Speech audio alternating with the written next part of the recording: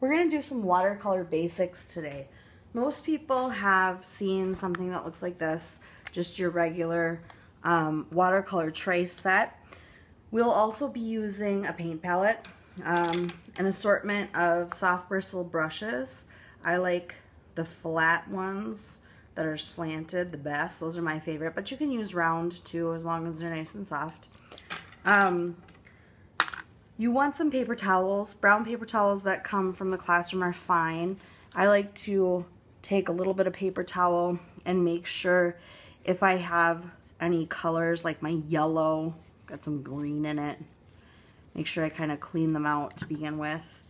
It's nice to get the watercolor paint a little bit wet right when you start. So I'll take a brush, and I've got a water dish. Anything that holds water I consider a water container. So I just got a little sour cream container here. And I'll just put a drip of water in each color, get them going so that when I'm ready to use them, the water's already absorbed a little bit.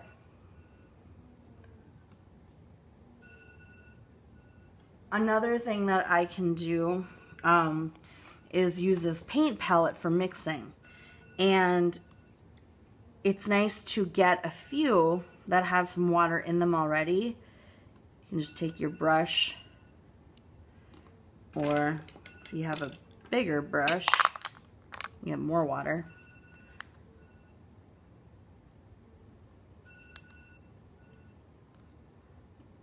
And get a little bit of water inside a few of those wells.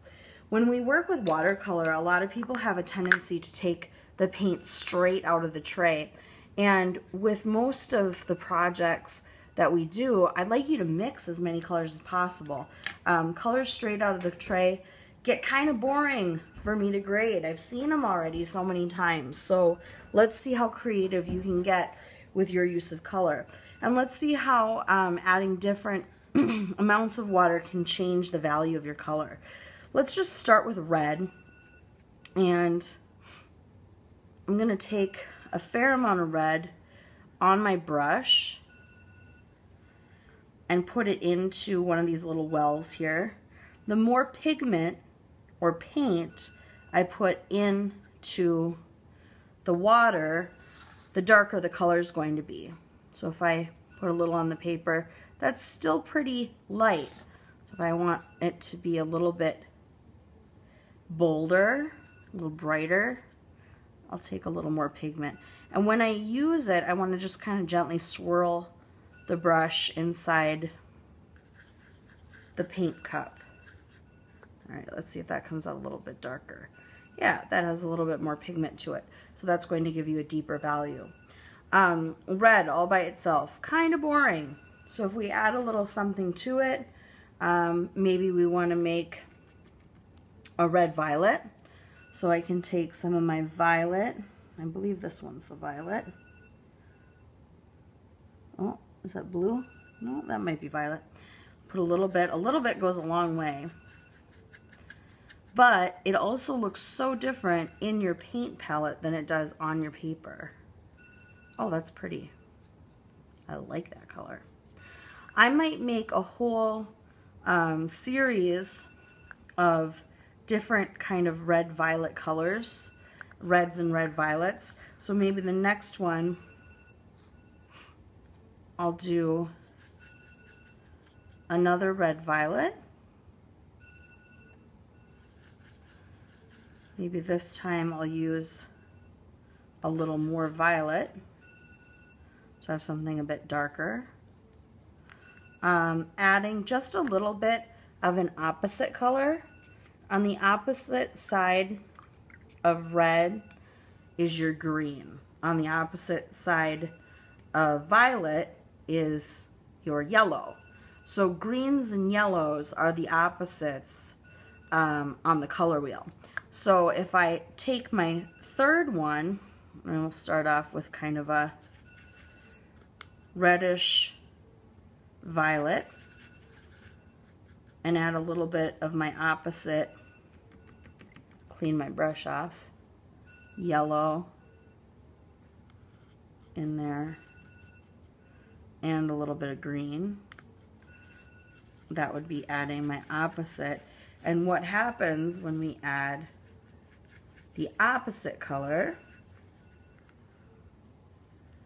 is we get more of a gray, you can get a brown, you can get a green. I'd like you guys to play with mixing colors a lot. Do a lot of different experimenting before you kind of choose where you want to go.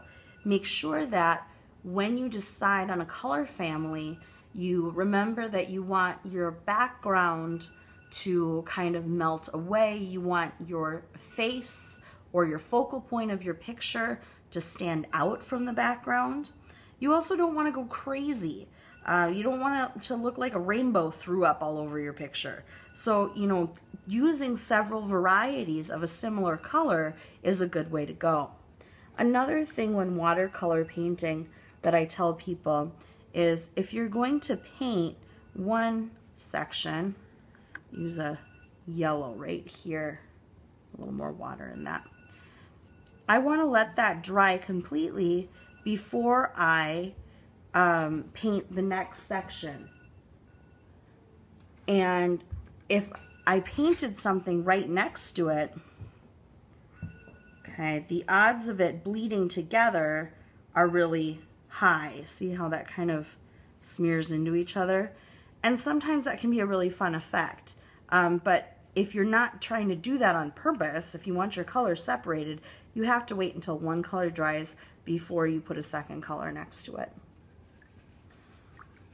When it comes to making different skin tones, if you're looking for realistic skin tones, you want to again fill a few cups with water, or at least the bottoms of them. And you want to stay in the cool, or I'm sorry, in the warm section of the color wheel. You don't want to use cool colors. Black skull, brother in the house. Got that skull. You want to be using warmer colors. So I would start with, well, I always like to start with brown, because out of all the colors we have in our paint palette, brown is really the only natural skin color that we have. So we can start with just brown mixed with water, and we've got a natural skin tone. You can make that darker or lighter, adding more water, adding a little bit of black to it. But if we want to make something a little bit different, we can take some brown, add a little bit of yellow to it, and see how that turns out. Okay. And if it begins to look too yellow, like you mix it up and you think, that's a little bit more yellow than I wanted it to be, what's the opposite of yellow? Well, it's violet. So if I put just a tiny bit of violet in there, it'll mellow out that yellow color and bring it back to more of a natural skin tone. So just using your browns and the warm colors, you can generally get a really nice range of skin tones. But if they get too red, too orange, or too yellow, drop in one of the opposite colors to bring it back to a natural skin tone. You don't have to go natural skin tone on this project. You can do whatever you'd like. You can have green skin. You can have blue skin. But you kind of have to think about what feeling you want to go for. Do you want your person to look like an avatar? If it's all green skin, they might look kind of sick. So you can choose, but just make sure to mix up plenty of varieties of color.